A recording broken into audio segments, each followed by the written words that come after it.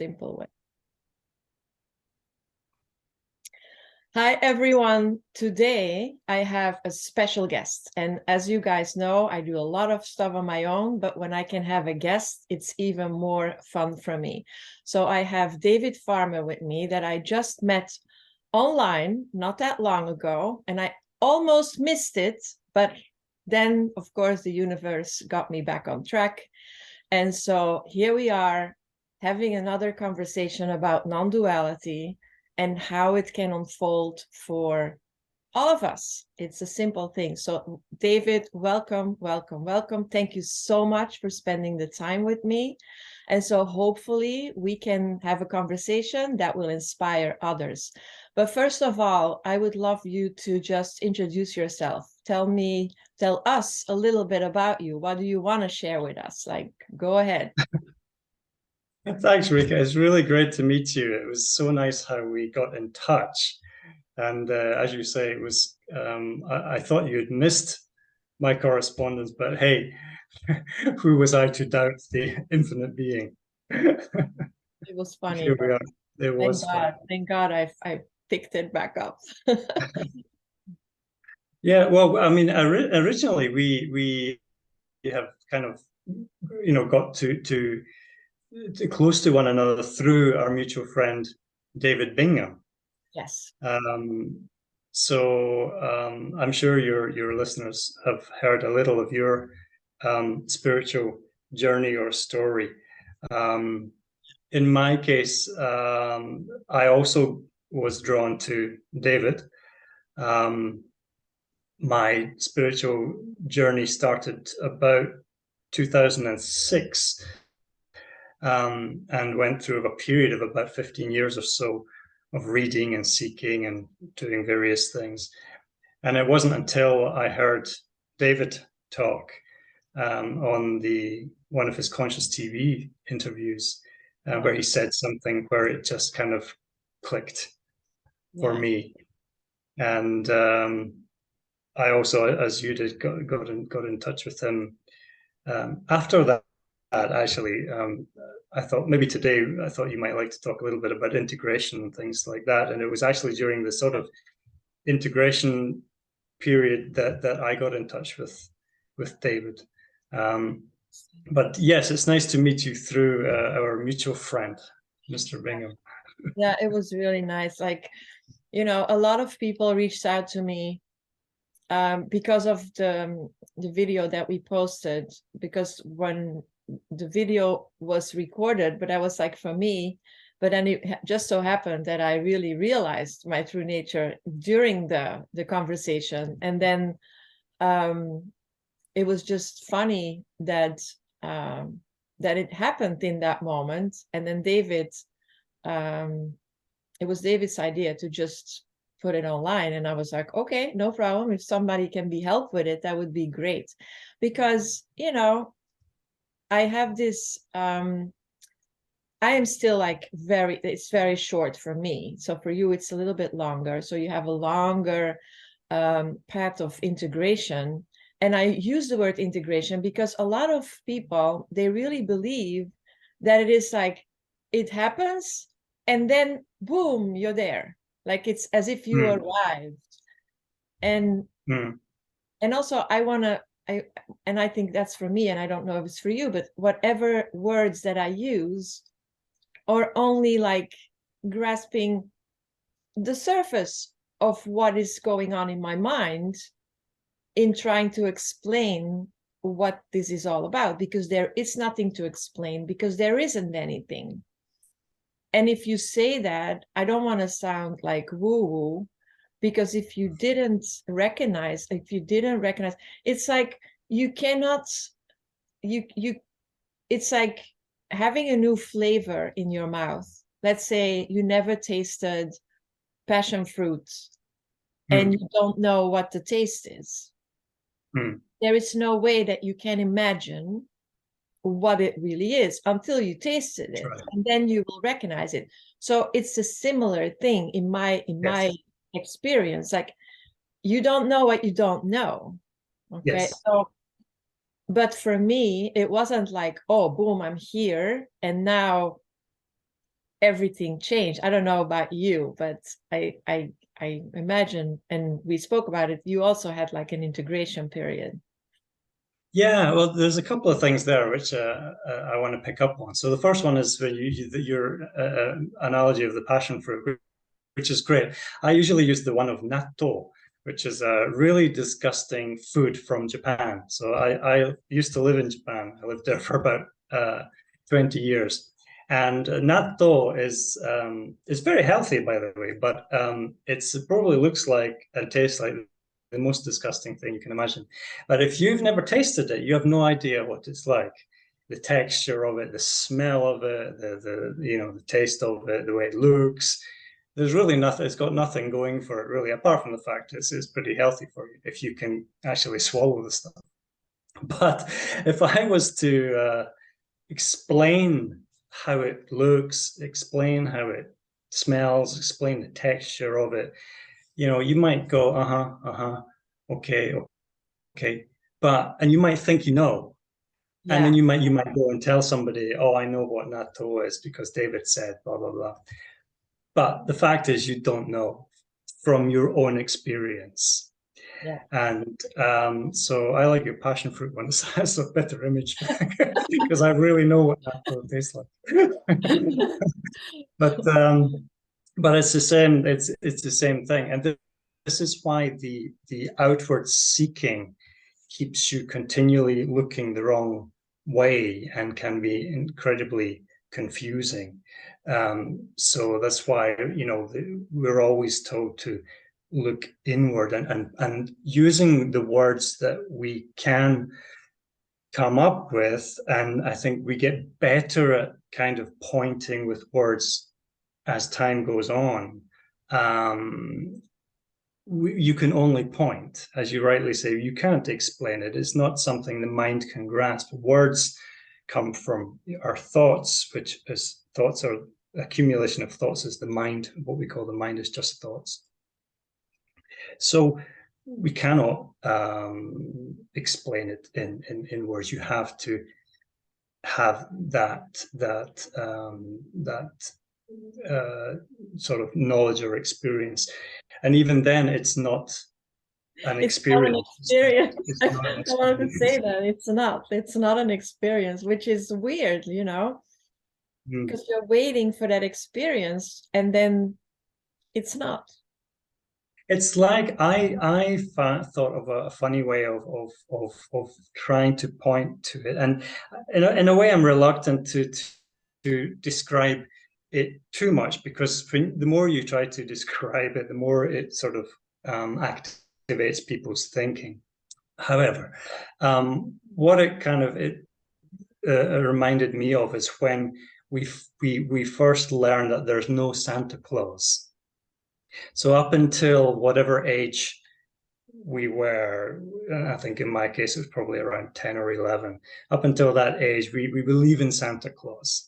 And we believe he brings presents every year. He comes down the chimney and we leave a glass of milk for him. And if we've been good, we get our presents. And we believe that. And then one day, our parents tell us, Santa Claus doesn't exist. And you go, oh, okay. There's no great cataclysmic event. There's no thunderbolts and lightning. You kind of go, oh, because everything carries on as normal. You still get your presents because it was never him, and it was never Santa Claus to begin with. And so that's the first realization. And then immediately after that, you realize that no matter how often you hear of Santa Claus, no matter how much society perpetuates the idea of him, for you, he can never exist. For you, it's over. Over. And so when the realization of our true nature occurs, or then it's really the recognition that we're not a person, and we never have been a person. The person never existed. And so that is one way so it's not a sort of thunderbolts and lightning experience that everybody kind of expects, everybody wants. And people do have experiences. If they've been seeking, they do have, you know, experiences of this and that, but they're really not that important, because I think it's a great when you analogy. reveal I it. love it. I love it. I'm just thinking about it because it's so that it's really what it is. You can never go back. Like the same with No, and you can never go back. Once you know, you know. And then that's that's right. it. You cannot unknow. And that is And exactly what that's it is. right. Exactly. And that connects to the second point I was going to talk about, was the integration thing. Because a lot of people, again, have maybe heard or read that there's some kind of integration process that you know, a lot of, I mean, what tends to happen is that things that you have not looked at, thoughts that you have not looked at that were perhaps in your subconscious, suddenly appear. And there's this kind of idea, or this kind of misconception, that we have to dredge these up and you know, dredge them all up from the bowels of our subconscious, and work through them, and heal ourselves, and feel our feelings, and all this kind of stuff. And you know, that is just really connected to the identification of the person. And you know, the well, you can imagine it. I mean, that continues. Basically, what I want to say is that that integration continues as long as you perpetuate it. I am totally with you. Like this is why, and we were talking about it before we started the recording. This is probably why you find your tribe, like you find the people that you connect with. So in our case, we are connected to each other because we feel, and again, words are so no, it's like there's a knowing, like we could sit next to each other for a day and enjoy that without Yes, and talking, we've and just it would be met. fine. Yeah, and it Yeah, would be totally fine. It would be comfortable. There would be no and maybe that's something to look at, like which, because that is not normal in the regular world. Like yes, we could just go into a room, and I know it's the same. I know it. I just know, like we can just sit there, do our thing, and have no issue whatsoever. It would not trigger me. It would not trigger you.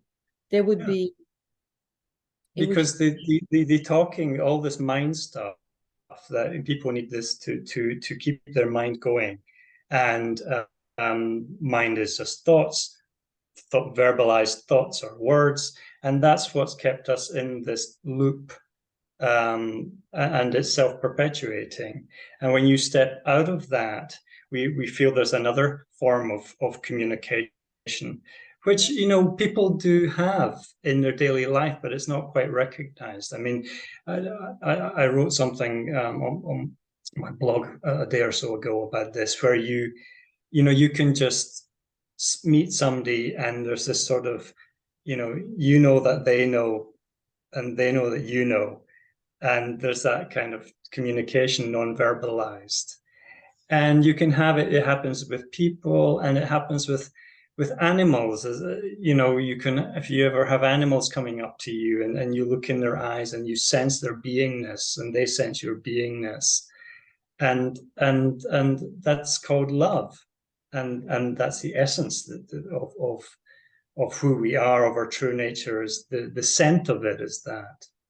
it is So interesting to say that, yeah. yeah, so that's where and the more we stay as that.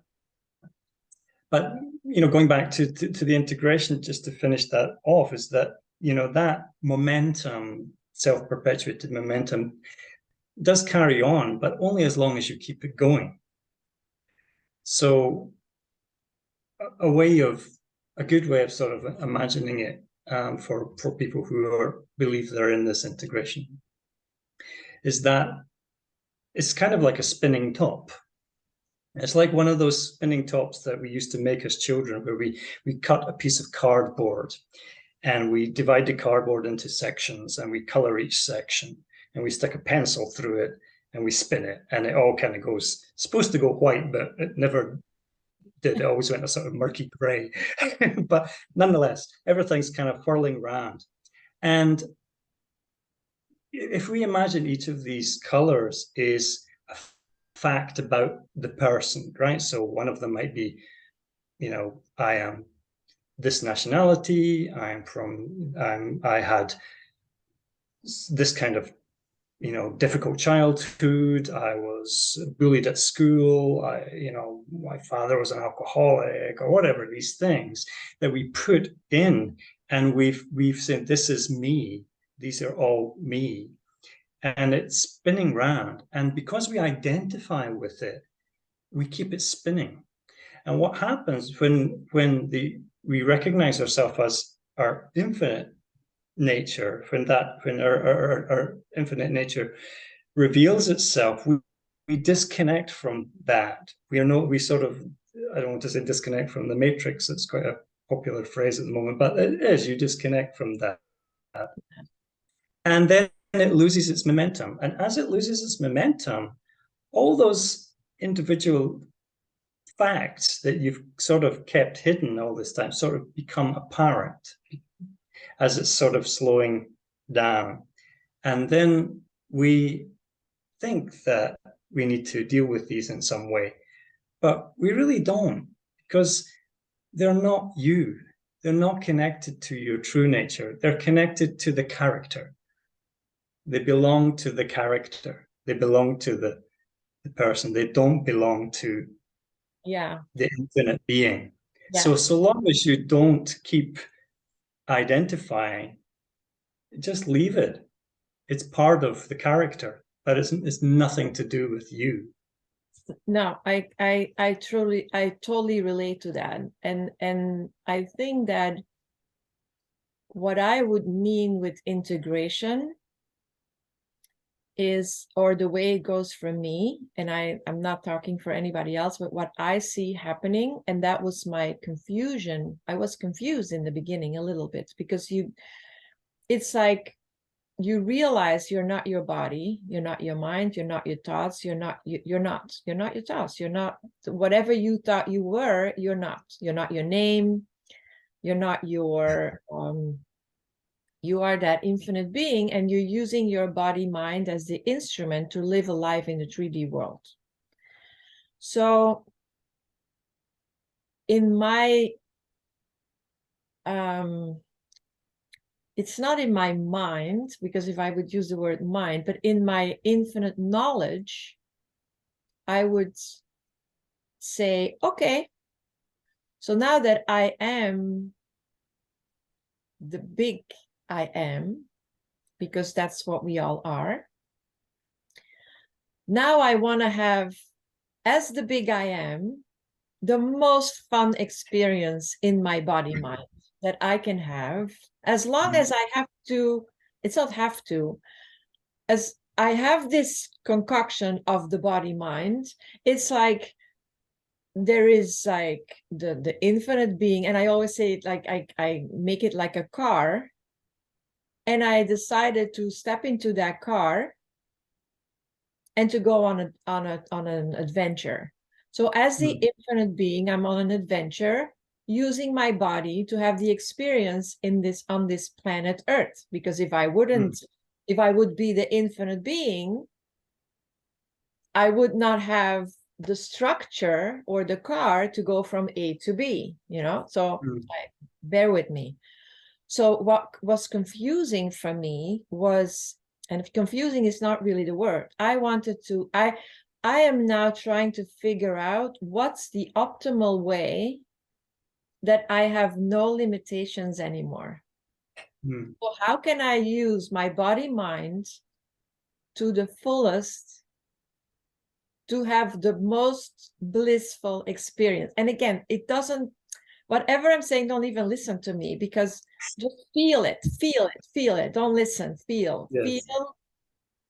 Feel the vibe. It's like we are, once I made the decision in my mind, and it's a story, I know it's a story, it's not, that's what I'm saying, it's me. My story, I want to have it all. I want to have the most beautiful experience on this earthly plane. Like, I want to taste food. I want to use my senses to take full advantage of my earthly experience, but in a way that is like beyond what we are used to as a human being, you know? So I want to reinvent the human being experience. Let me put it that way. Oh my God, that sounds amazing. Wow. Oh, wow. Isn't Such that ambition. great? And again, don't even listen to me. Just feel it, because I truly believe there's a reason why we are that infinite being, and now having that earthly experience. Like, there has to be I cannot, and that's my story, that I cannot think that there is no reason. I cannot go there with my, and that's my story. For you, it can be totally different, but that's the decision, the limitation that I would prefer, rather than just allow, like, and I'm allowing it to unfold. Like, every word is like a little, but I mean, it is.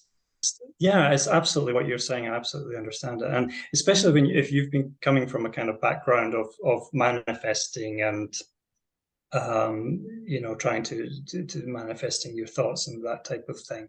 But I mean, really, it's interesting to notice that it's all just unfolding. Your perfect life is unfolding right this very moment. Because it is your story. It's the story of Rika. It's the way, and as you say, the way your thought, your particular mind works, and the all of that is unique to you, and so it's not, you know, it's a case that everything is unfolding naturally. Everything is really just happening. All of us are really like in free fall. You know, it's like we've jumped out of an airplane with no parachute, and everything is, we're in complete free fall, and any kind of stress or tension that you feel is because you're desperately trying to grasp for security within that. But the infinite being knows nothing about this grasping for security. The infinite being is just expressing itself, and you are an expression of that.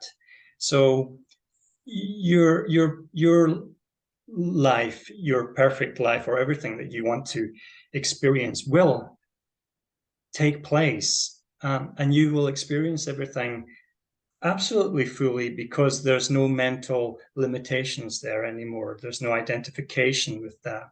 And the important point here is that that is your truth. Yeah, exactly. That is your truth. That's not another person's truth. Yeah. And so, and your truth is absolutely valid as an expression of infinite being. So, and this is also why I know David Bingham, part of his teaching, and one of the pillars of his teachings is the idea of the koshas. Yeah. And when he explains about the kosha system, it's a really good way of kind of grasping a sort of structure of this human experience. Yeah. And he talks a lot about the body of wisdom in that. And through the body of wisdom, we, you know, that's really our intuition. And we come to live from that because we've stepped out of mind, and there's no identification with thought, with the body, with the world, with any kind of concepts of who we are. We've stepped into this effortless being. Yeah. And we just become more and more, we live more and more from that, and everything just manifests or happens within that, and we rely more and more on our intuition rather than, as you're saying, please feel me, because you want to function from this feeling, you want to function from intuition, and because you function from intuition, your truth will manifest from within that. Yeah. It's interesting that you bring up the koshas, because I just wrote an email to David Bingham asking him if he could do a little bit more explanation on the koshas, because so if people are listening to this, there is one video that David has. It's not a video, you don't see him, but you hear him on YouTube. So if you just Google koshas David Bingham, then you will hear him talk about the koshas, which I truly enjoy. I think I listen to it at least once a week, just to, and in the beginning even way more, just to, like, again, feel what it means to have those 5 bodies, those 5 sheets, those 5 consciousness, whatever level, I whatever word you use, it's not gonna do it justice anyway, but it is, and the idea that it becomes denser and denser and denser until you get to the physical body and the experience. And so where I'm coming from is the idea that, like, I made up my mind that I want to enjoy, and you are totally right, David. Everything unfolds. I can sit here and everything unfolds. There's nothing to do. And so I am not in charge. I'm not doing anything. But I tend to believe, and I am creating that story, that I rather have the view on the lake that I have right now. So I have a beautiful lake in front of me. What I look at is the lake, rather than I have to look at a wall, and I create that lake view. And I know it unfolds, but if I would not do anything, and again, it would unfold anyway. But I also come from what you say, the background, your thoughts create your reality. If I see that lake in front of my eyes in my imagination, the chances, this is how my vehicle works. My vehicle is like creating a different unfolding if I have that imagination. And that's what I tend to see right now, that what happens is, after I recognize my true nature, that my imagination gets right the way in front of my eyes. Don't think about the pink elephant and boom, there's a pink elephant in front of my eyes. You know? That's an exaggeration, but I do feel that everything is like picking up, because that's the unfolding. What came first, like the chicken and the egg, you know? It's like you're in that realm where you cannot even grasp how it works. Yes. We cannot, like, it's like jumping in and out. Like, I'm the infinite being and I know it all.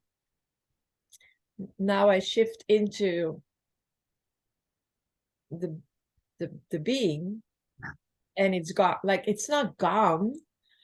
I wish I could say that better. Yeah, But I think immediately, like, in the car, out the car, in the car, out the car. I think there's a period of sort of, you know, being one, being the other, as you say. A friend of mine described it as having 1 foot in, 1 foot out. Yeah. You know, having that. But you know, the deeper we go into that, the more we come to realize that, you know, there is only our infinite nature. There's only consciousness, and it's not the case of that we are blissfully in our true nature, and then we have to go and be a human again.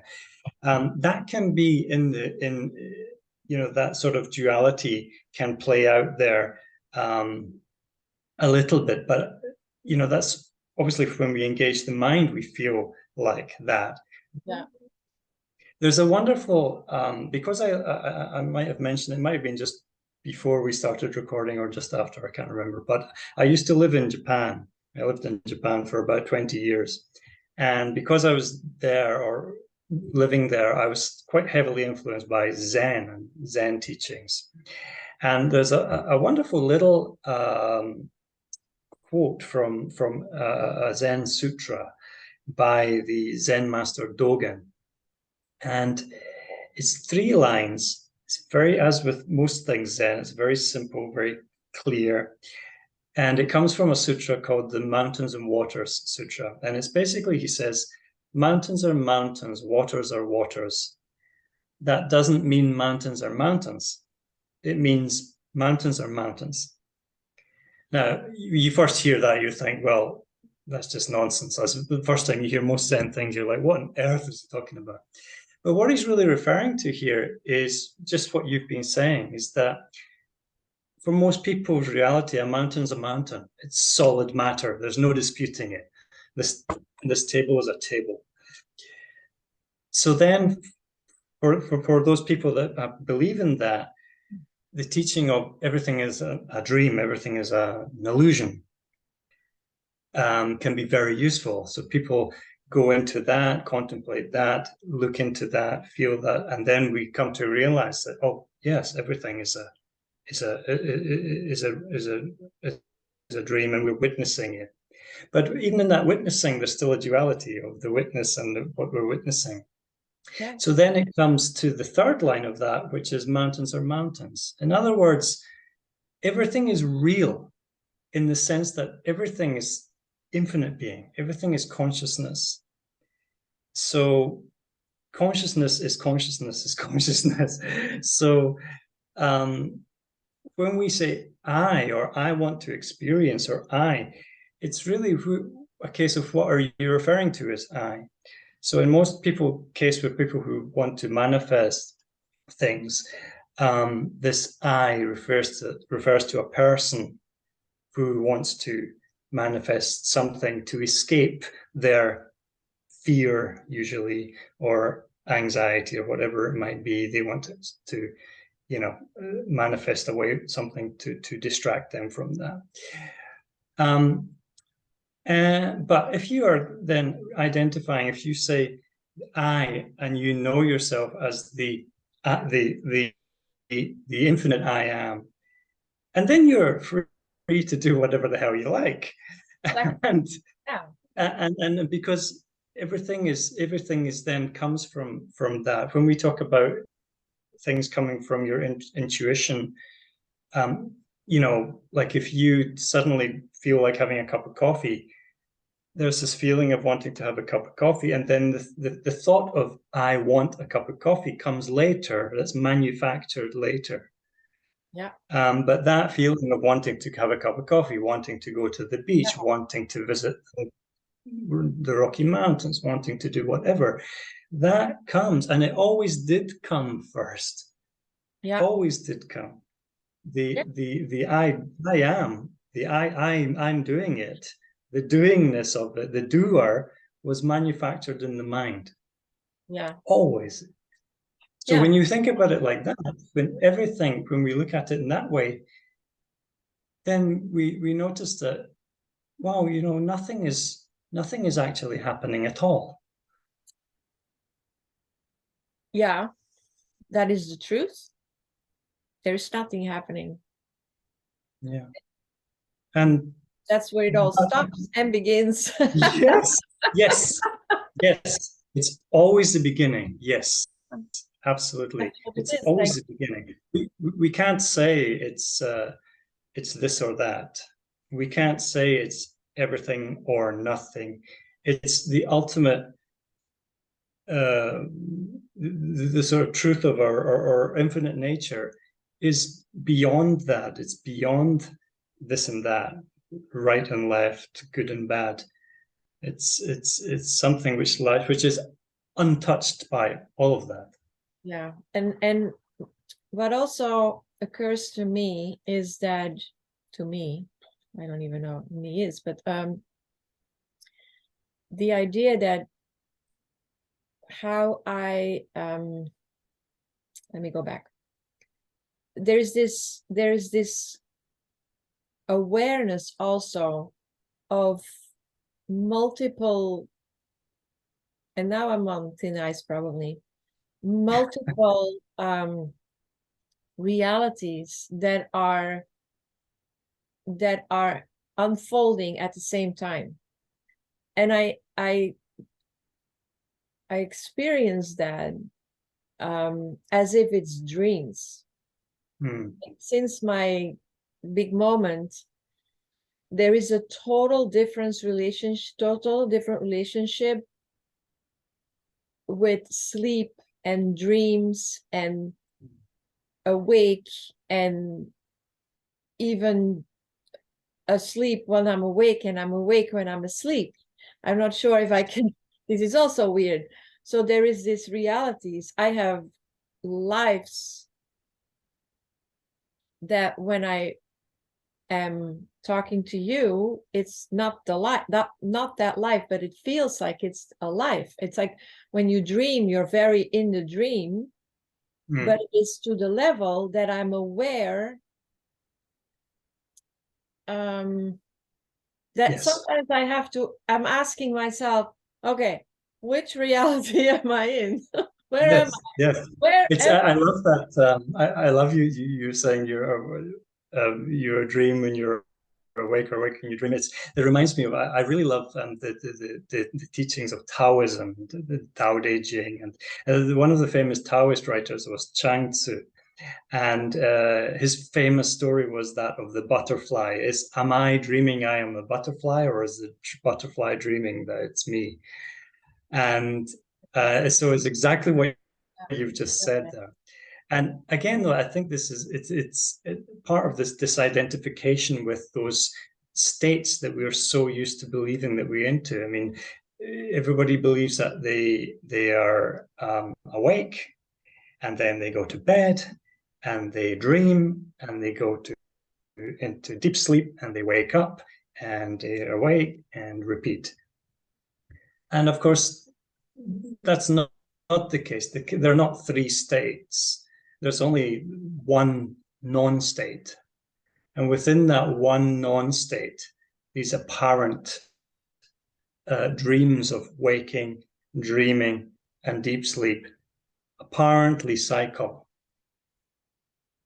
But this is it's viewed only from the point of view of the person. There are three states. From the point of view of infinite being, it's infinite non-state. Yeah. And that makes sense. I'm probably on thin ice myself at this stage. Yes. I totally get it 100%. It's also what also changed for me, and I don't know if you recognize that, but that time disappears. Yes. Like I don't have the same relationship with time. Yes. And that was also very confusing in the beginning. Sometimes it went fast, sometimes it went slow. Sometimes time just was gone. Yes. Was gone. Yes. Like, and then sometimes it's as if it's twice. There's a very weird relationship with time that appeared, which I'm still getting used to, because it's and then of course words are not doing. Yeah. I can't explain it. It's like, and it makes it sometimes a little weird to live in the world in connection with other people. Yes. That forces me to be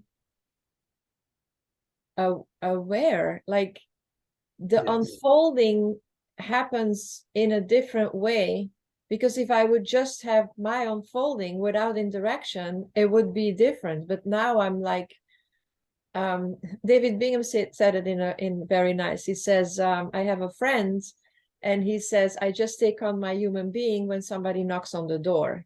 Yes. And that is so true. Like I am living on my own, and it's very easy to have my just me, because it's just unfolding. It's easy. It's blissful. There's, but then somebody knocks on the door, Yeah. And you have to pick up, you have to be a human being. Yeah, even worse, one of your relatives knocks on the door, and then you have to suddenly be a son or a daughter or a brother. Yeah, Like, and exactly. there's all that Yeah, stuff. yeah, you got that. That's the truth. Like there is this whole bunch of, and then you can say, well, it's all a story, Hmm. but it's there.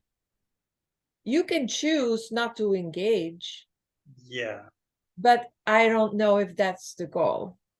So Well, I that's think what I it doesn't mean have with to be. like, Yeah, yeah. So it that's where doesn't. I say there is still a story to tell. Yes, that's right. I think that's a really good point that you mentioned there about, we still have to engage in the world.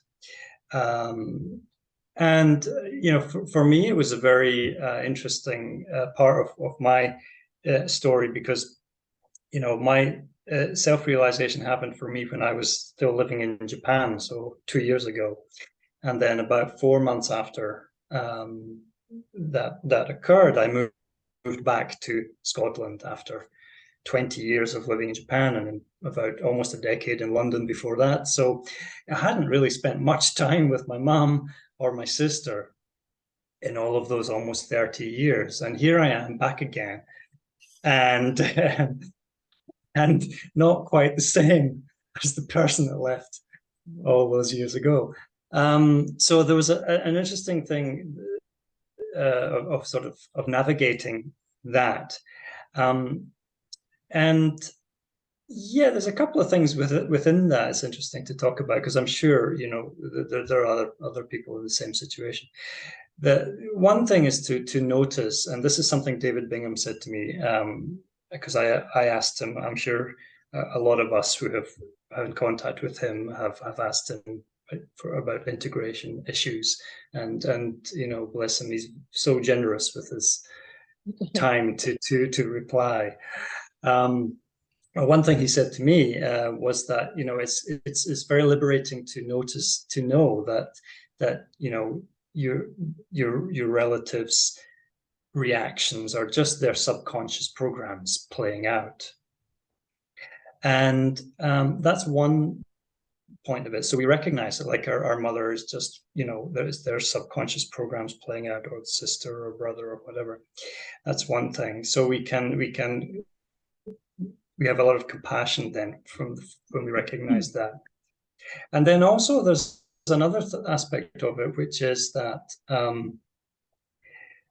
we recognize that they don't see you. They're looking at you through their subconscious programming. So they're looking at you through, they don't see you the way you think they do. They see a son, they see a brother, they see whoever through their programming. So that's another very good way, a good thing to recognize within that. And then, of course, then the other thing is the sort of third, it's not really third step, but for me, it was a kind of third step, was a disidentification with it. Now, that sounds very harsh, that I think you said something like ignoring or wanting to be separate from that, not wanting to engage. But it is important that we have this identification, that we don't. There's always an invitation into the drama. There's always an invitation back into it, and as David always says, you can choose to accept that or not. Yeah. But our infinite being is always detached. Our infinite being is always untouched by that. As infinite being, we are absolutely pure beingness, completely untouched by any of it. And so it may, because of my clumsy way of explaining it, I've said that we are be detached from our family, but it's that very detachment that allows us to love them. When you're involved in the drama, it's your mind gets sucked into it and you're constricted.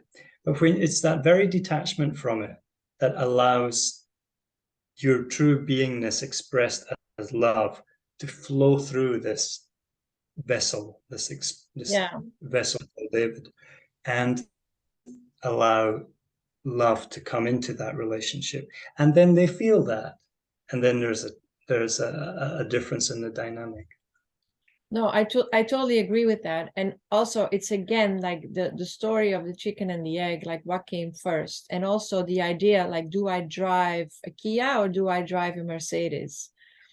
Because the way it is for me is like, as much as other people see us through their subconscious mind, we also see them through our subconscious mind. We also are programmed. The vehicle that we use has certain qualities, and those qualities are the same for every. This is a human body. This can be a Kia that is like not that high, whatever. I don't want to put it in. I drive a Kia and I love my car, so don't Hey, get. my mom has a Kia, so that's I love my synchronicity. Kia. It's like a 10-year-old car and it's driving amazing. I love it. I can tell stories, but I'm not gonna go there. And then there is the Mercedes, like with high whatever, and it doesn't really matter. It's just like No. what happens is, I think, when you recognize your true nature, you see your flaws much better. You see, because you are the infinite being and you Yes. are aware of your, and that's, I spoke about it in another video not that long ago. My body is like the car. Like, I can't drive. If I have the Kia who can drive 100 miles an hour, I'm not the sports car that can do 200 miles an hour, for example. So because I have the limitations of my physical body with everything that comes with it. And so what happens is, to me, sometimes it's like something happens, I get a trigger, like we are conditioned, we're all programmed, we're all conditioned. So let's say all of a sudden a red bird flies by, and for the purposes of this conversation, and I am triggered by that bird, and I see my body reacting, and I'm like, wait a minute, where is this coming from? Whoa, let's calm down. Let's sit here for a second. What happened? What is this? And that is a big difference. Like, that you see your body, your vehicle reacting in a certain way, the way your subconscious mind is programmed. I'm a mind freak, you know. That's what I do. Yeah, And that's it's right. very intriguing. I don't go into the story. Like you say, I have the choice to let me suck in. And I go sometimes, like when I said I took the ride again a couple of times, and I'm on the middle of the ride and I'm like, oh, there we go again. I did it. I'm on the ride. Oh my God, how could I do that? Let's get out. Let's get to the bottom as fast as we can. And then I understood also Abraham Hicks, who says that, like, once you're back on the ride, the only thing you can do is just get out and get to the bottom and then start all over again. Because we're human beings. Yes, that's right. And that goes back, exactly what you said is really beautiful, Rika. And I think it goes back to what we were saying before about, we don't have to dredge up all our flaws and fix them because we're not broken. We're not broken. And, there's this thing in this sort of this whole wellness industry that perpetuates this idea that people are broken and need to be fixed. Yeah. But the truth of the matter is that all these things that you've mentioned, all these little quirky idiosyncrasies, and maybe they're more than quirky idiosyncrasies for some people. They might be, things that have happened to them in the past or whatever, but it's all part of the character, but it's not who you really No, are. that's the thing. So you look at it then. Yeah, it's like being it's just like being a character in a play. If you're let's say Rika is an actress or actor, and you're performing in a play on a stage, and your character in the play is this particular character who had a difficult childhood and was bullied at school, and is whatever, has all these things connected to the character, and then you go onto the stage as Rika and you play this character, and it's Rika playing the character. And after the rehearsal's done or the play's done, the character's dropped, and you, Rika, are not affected by any of the problems the character had because they belong to the character and they're not real. So Rika is playing the character. So what is playing the character of Rika? Yeah. That which is playing the character of Rika is entirely untouched by all Rika's flaws and idiosyncrasies. Yeah, it's true. Yeah, that's all there is. Yes. It's like,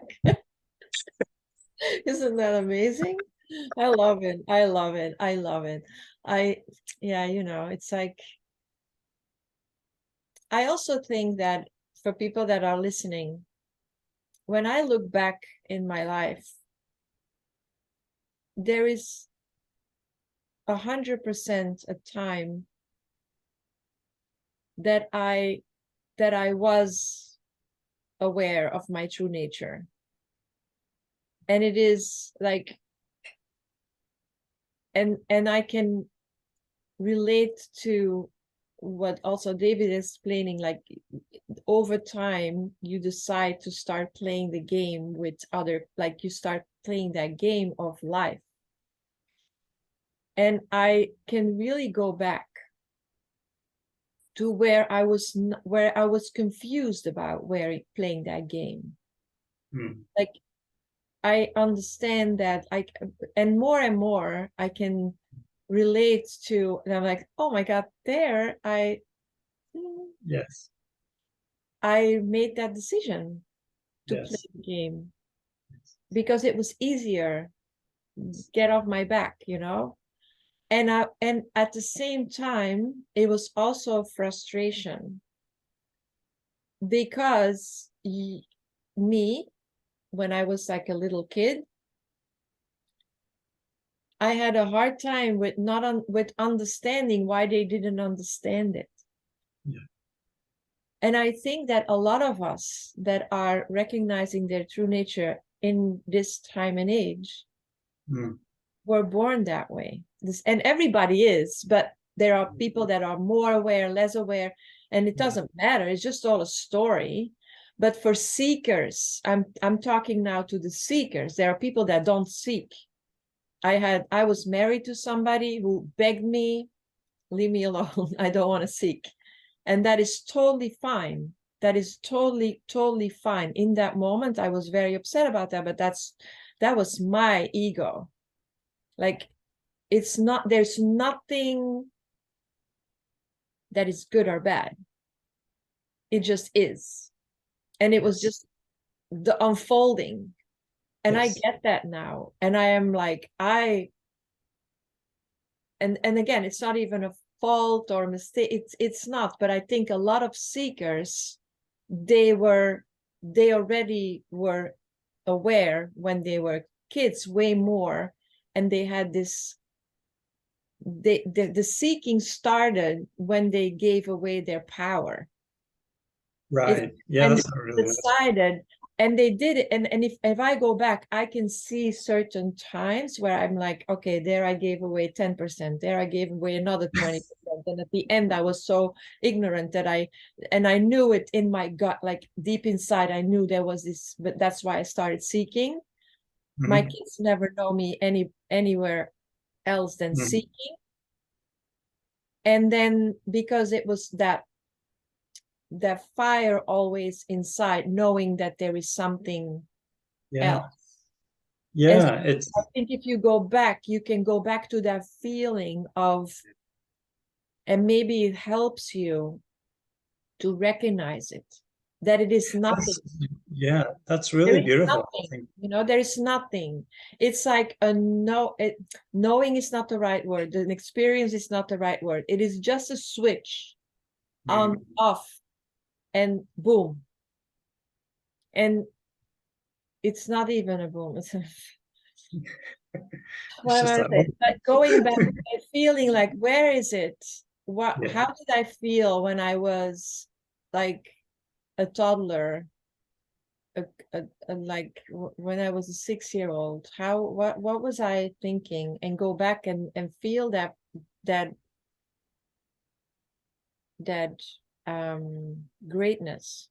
Yeah, it's amazing the way you describe that, because I think for myself was the same, and I'm sure for others, that we can recall periods of our childhood or earlier times where, oh, I was so peaceful at that time. I remember that moment was such a key moment, and then something happened, we're back into real life again, or I tried to express something to my parents at that time, but they didn't understand me, and the conversation went away. Yeah. And we think we've forgotten these things, but we haven't, because it was little glimpses of our true nature that was Yeah. just popping through like a beam through the curtains, like a shaft of light just kind of popping through there.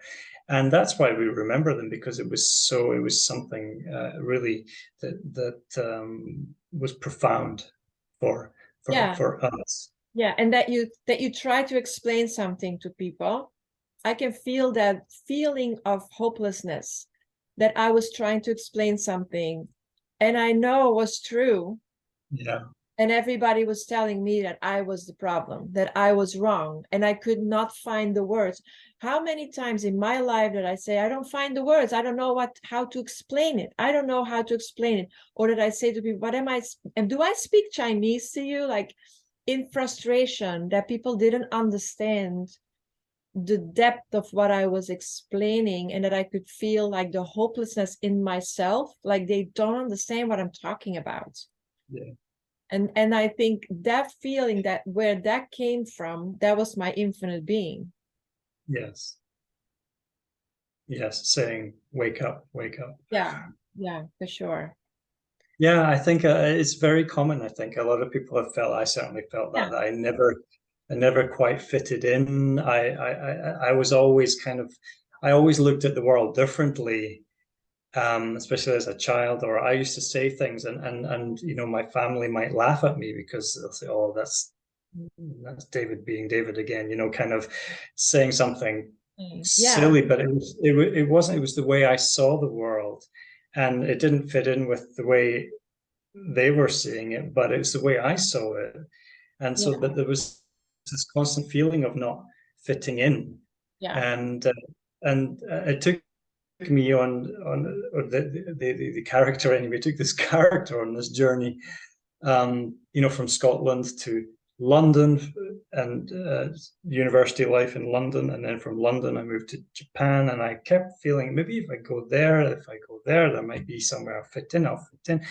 yeah, And so it was very interesting for me, because all of this, is just sort of happening by itself, of course. But after self-realization occurred in Japan, after almost 18 years of living in Japan, I had about a month of blissed out kind of peace. And then I just thought, time to leave, time to go. It was almost kind of, I don't want to say like mission accomplished, because that sounds so terrible and corny and clumsy language, but it was always this kind of like, oh, I don't need to be here anymore. So it was almost as if I'd been, you looking and looking, maybe if I go here, maybe if I go there, maybe if I look in this book, maybe if I look in that book, maybe I'll find somebody who understands, or something that's relatable. And that's all that kind of, yeah. I perpetuated I seeking. totally understand it, because when there was September 14th, I'm never gonna forget, when I just got to really seeing the truth. I planned a trip of 8 weeks in an RV in Europe. And so that was all planned out already, just before. And I remember that I was saying, I was on my trip, and I'm like, it doesn't really matter where I am. Right. Looking, and I can just be here, I can be home, I can be anywhere else. It doesn't really affect, it doesn't matter. Like, and that's why I'm saying that I was a little confused, because of all the, like, I was so excited about that trip, and I still had an amazing time. It's not the point, but there was still this like little thing, like, okay, I was so excited about this trip, but if I'm here in my RV looking at the sea, or I'm like in my house looking at the lake, there is also And then I had to make, and that's when I made the decision from my story, that there's nothing wrong with enjoying everything. So there is nothing wrong with thinking I could have been home and I would be that as happy as I am here. And then I said, well, but I can also be here and being as happy, because it's the same thing. Because now I was doubting the other side, which was it's the same of the same. Because if you think I'm going to be happy when I'm there, then it's the same thing that you're going to think, well, I could have been at home and would be the same. It's the same thing. So at that moment, I decided, like, because it's all about being in the moment. Yes. Wherever it is and whatever it is, whenever you think I could have, or I should be, or there's any of those thoughts, you're not in the now. That's right. And the now is the only thing we ever have to deal with. It's just right. This moment is unfolding. And that's why this moment is infinite. Yeah. The whole of eternity is right in this moment. It's all we ever have to deal with.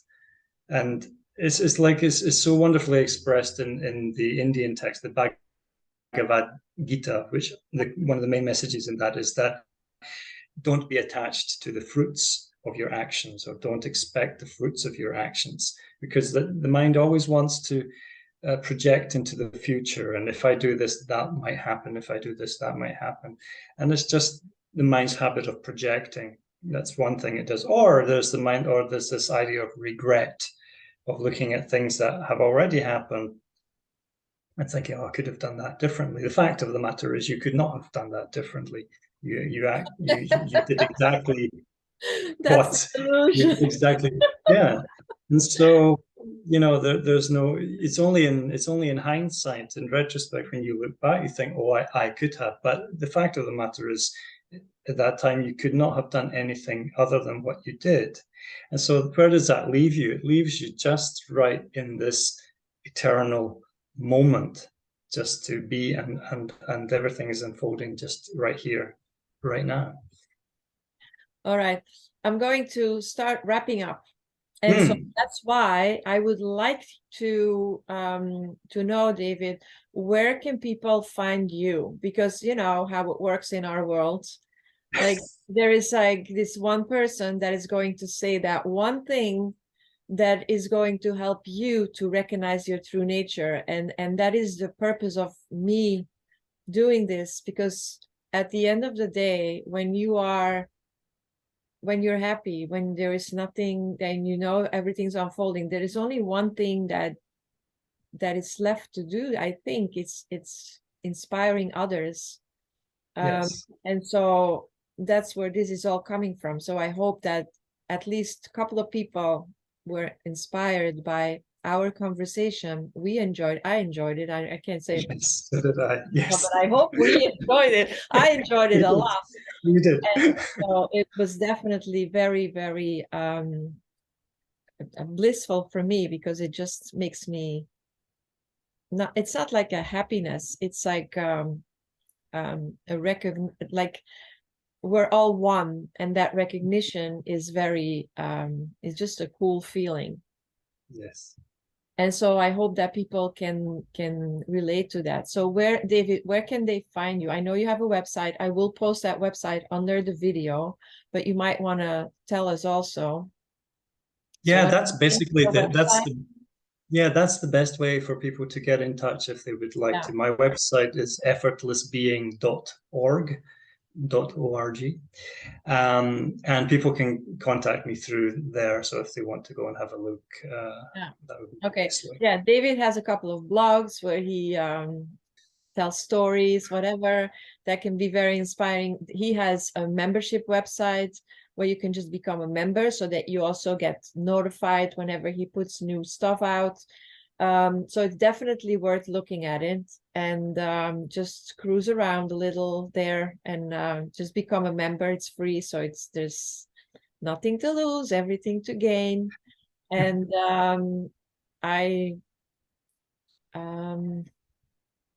I think that's what I wanted to say about you. Is there anything else, David, that you want to leave our listeners with? I think we've really covered it. I'm really glad, you know, that to see you, Rika, really radiating with bliss, and you can see your infinite being is just shining from you now, and it's really beautiful thing. So I really hope that, you know, more and more people, you know, gravitate towards you. I'm sure they will. And yeah, please, everybody who's listening, please support Rika and her channel. It's really Thank you so much. wonderful to see someone blossom into such a beautiful flower. Thank you so much, David. All right. So for everyone here, you find all the information below. And I see you guys soon. Bye.